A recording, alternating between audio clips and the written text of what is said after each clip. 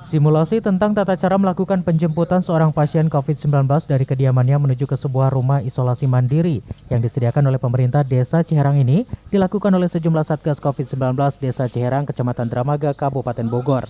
Simulasi ini dilakukan agar pelaksanaan penjemputan seorang pasien COVID-19 dari kediamannya hingga menuju ke sebuah rumah isolasi mandiri bisa dilakukan oleh Satgas COVID-19 Desa Ciherang dengan baik dan benar sesuai dengan protokol kesehatan dari pemerintah. Pembekalan tentang tata cara menjemput seorang pasien COVID-19 seperti ini dilakukan dengan pengawasan dari tim medis puskesmas setempat, dengan tujuan memberikan pengetahuan kepada para Satgas COVID-19 Desa Ciherang agar nantinya bisa melaksanakannya dengan baik dan benar, sesuai dengan petunjuk dari protokol kesehatan. Untuk hal ini ya terkait dengan COVID ini, ya PPKM dan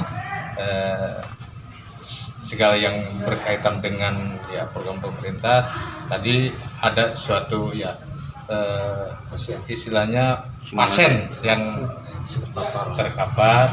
Nah, kita menyediakan ruang isoman.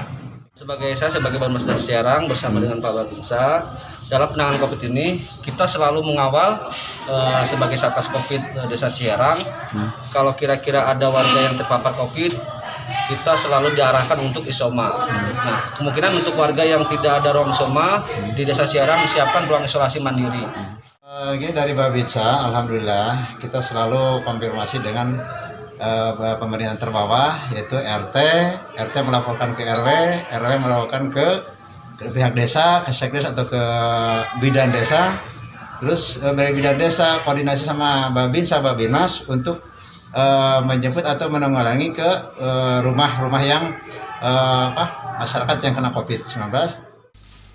Pembekalan tentang tata cara menjemput pasien COVID-19 seperti ini memang sangat perlu diketahui secara baik dan benar oleh para Satgas COVID-19 dari pemerintah desa, agar nantinya pelaksanaan penjemputan seorang pasien COVID-19 tidak salah kaprah, namun tetap bisa menjalankannya sesuai dengan prosedur protokol kesehatan yang benar. Dari Dramaga, Kabupaten Bogor, Mande Jajar melaporkan.